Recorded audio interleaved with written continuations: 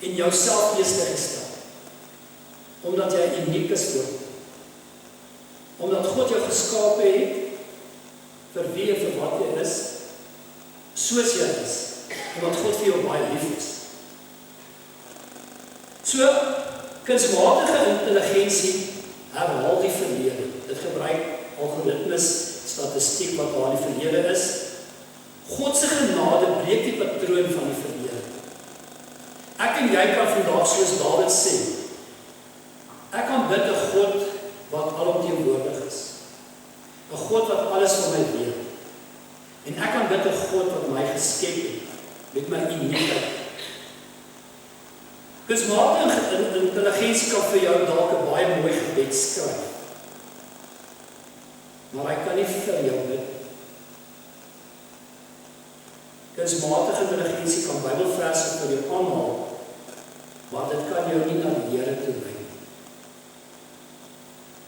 Ons almal moet soos Dawid sê, kom ons fokus in ons stilte tyd. Wanneer jy voertuig sit, wanneer jy in jou kantoor sit, op die volgende 3 aspekte.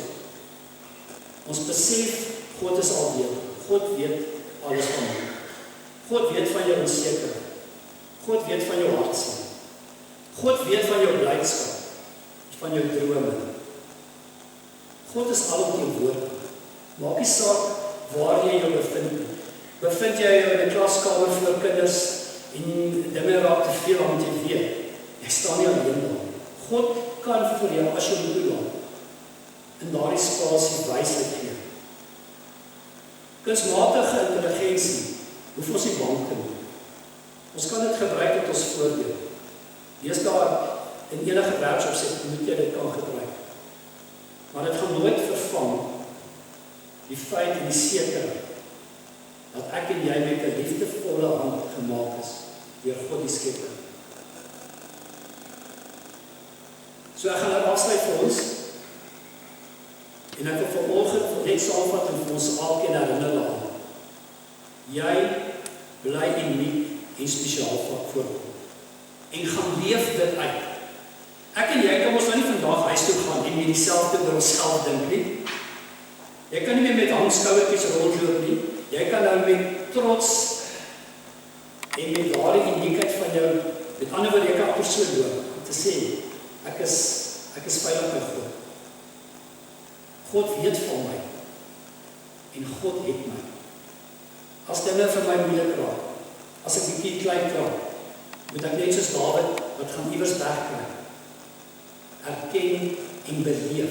Dit is maar amper daai ervaring van jy kan nie God se goedheid wegsteek.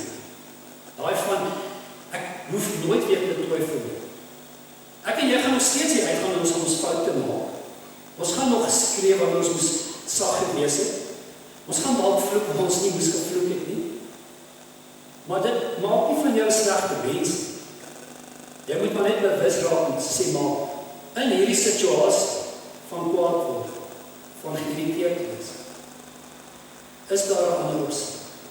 En niks daar buite, nie kunsmatige intelligensie, nie die donkerte of ons bang te maak vir God nie.